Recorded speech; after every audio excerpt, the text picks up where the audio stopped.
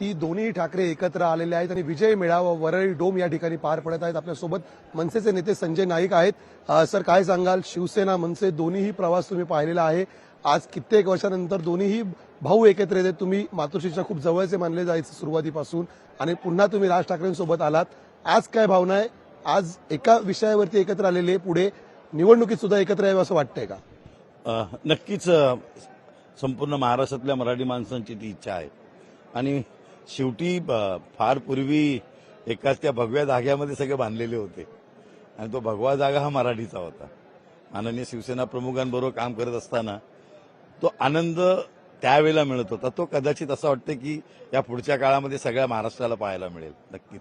पण दुसरीकडे सातत्याने सत्ताधारी पक्ष आहेत तुमच्यावर टीका करत आहेत की 20+0 एकत्र आले तरी काही फरक पडणार नाहीये, आम्ही कुणाला रोखलं नाहीये, आम्ही कुठला GR काढलेला नाहीये. मग तुम्ही काय सांगाल त्यांना?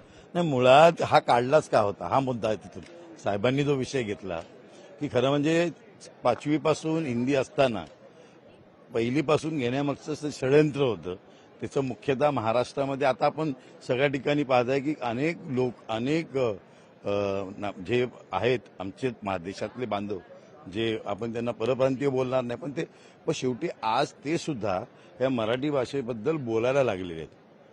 त्यांच्या पाठीमागे सरकार सुद्धा तेवढीच ताकद त्यांना देऊ पाहत असेल तर नक्कीच त्यांना कुठेतरी शिकवण्यासाठी, त्यांना कुठेतरी जागा करण्यासाठी हा नक्कीच मार्ग घ्यावा लागेल. एक प्रश्न मनसेला राजकीयदृष्ट्या विचारला जातोय. काँग्रेसने आता सांगितलेलं आहे की मनसे सोबत असेल ठाकरेंना तर आम्ही सोबत राहणार नाही. काँग्रेस सोबत जाण्याची मनसेची तयारी आहे का? मात्र मला असं वाटतं की तो निर्णय साहेबांचा असेल, पण तर काँग्रेस हा केंद्रातला पक्ष आहे. आज म्हणजे मी नक्कीच सांगतो की 20 वर्षापासून तो जो एक विशेष बंद चोपडीमध्ये होता तो आज पुन्हा उघडलं जाते.